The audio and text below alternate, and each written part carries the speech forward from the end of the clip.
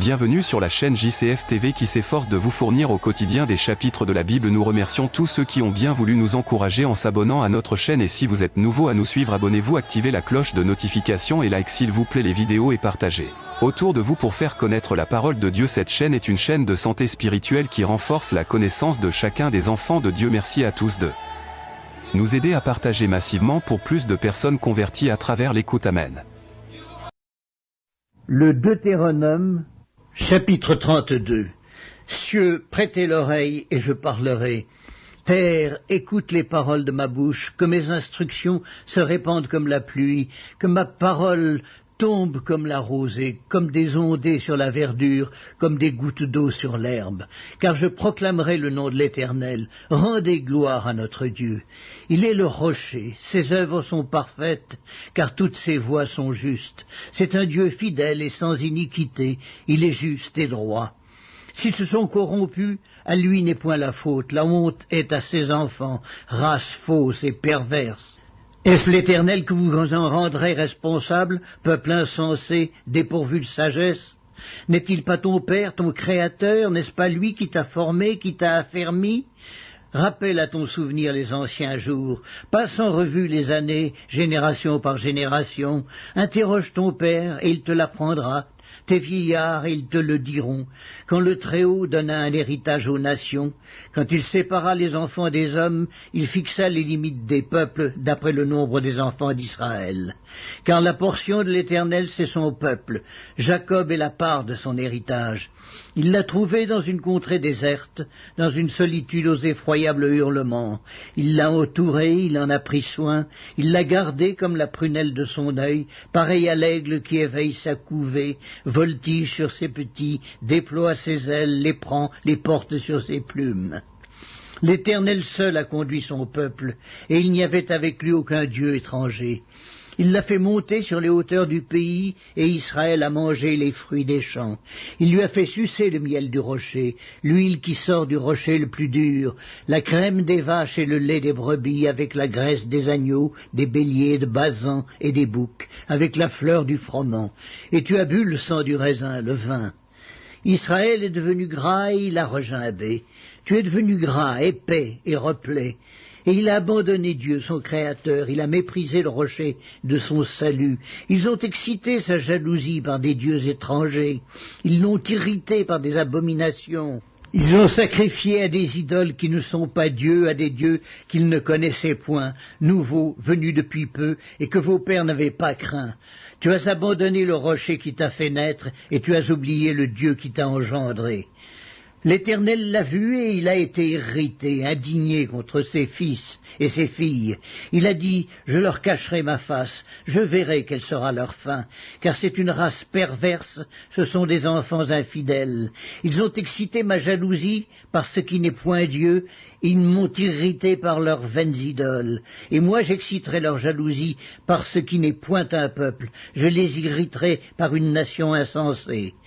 Car le feu de ma colère s'est allumé et il brûlera jusqu'au fond du séjour des morts. Il dévorera la terre et ses produits. Il embrasera les fondements des montagnes. J'accumulerai sur eux les maux. J'épuiserai mes traits contre eux. Ils seront desséchés par la faim, consumés par la fièvre et par des maladies violentes. J'enverrai parmi eux la dent des bêtes féroces et le venin des serpents. Au dehors, on périra par l'épée, et au dedans, par d'effrayantes calamités. Il en sera du jeune homme comme de la jeune fille, de l'enfant à la mamelle comme du vieillard. Je voudrais dire, je les emporterai d'un souffle, je ferai disparaître leur mémoire d'entre les hommes. Mais je crains les insultes de l'ennemi, je crains que leurs adversaires ne se méprennent et qu'ils ne disent « Notre main a été puissante, et ce n'est pas l'Éternel qui a fait toutes ces choses. » C'est une nation qui a perdu le bon sens, et il n'y a point en eux d'intelligence.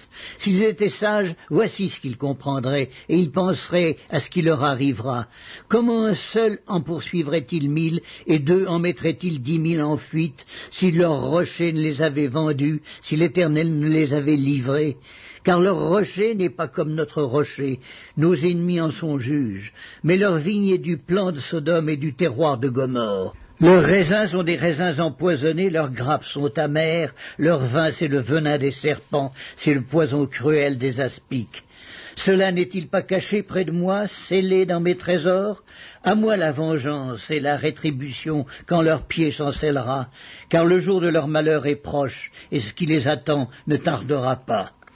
L'Éternel jugera son peuple, mais il aura pitié de ses serviteurs en voyant que leur force est épuisée et qu'il n'y a plus ni esclaves ni hommes libres. Il dira: où sont leurs dieux, leurs rochers qui leur servaient de refuge, ces dieux qui mangeaient la graisse de leurs victimes, qui buvaient le vin de leurs libations? Qu'ils se lèvent, qu'ils vous secourent, qu'ils vous couvrent de leur protection. Sachez donc que c'est moi qui suis Dieu, et qu'il n'y a point de Dieu près de moi. Je fais vivre et je fais mourir, je blesse et je guéris, et personne ne délivre de ma main.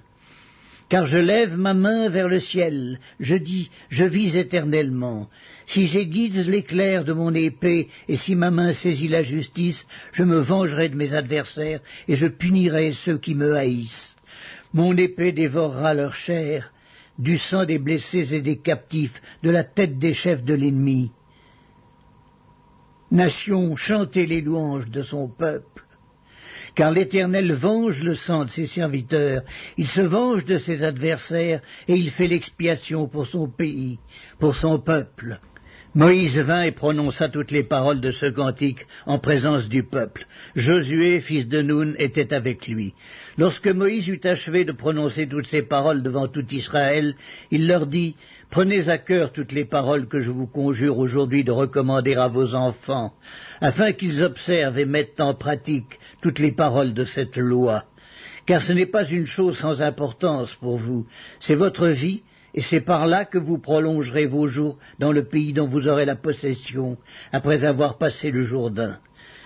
Ce même jour, l'Éternel parla à Moïse et dit: monte sur cette montagne d'Abarim, sur le mont Nebo, au pays de Moab, vis-à-vis de Jéricho, et regarde le pays de Canaan, que je donne en propriété aux enfants d'Israël. Tu mourras sur la montagne où tu vas monter, et tu seras recueilli auprès de ton peuple, comme Aaron, ton frère, est mort sur la montagne de Hor, et a été recueilli auprès de son peuple. Parce que vous avez péché contre moi au milieu des enfants d'Israël, près des eaux de Mériba, à Kadès, dans le désert de Tsin, et que vous ne m'avez point sanctifié au milieu des enfants d'Israël. Tu verras le pays devant toi, mais tu n'entreras point dans le pays que je donne aux enfants d'Israël.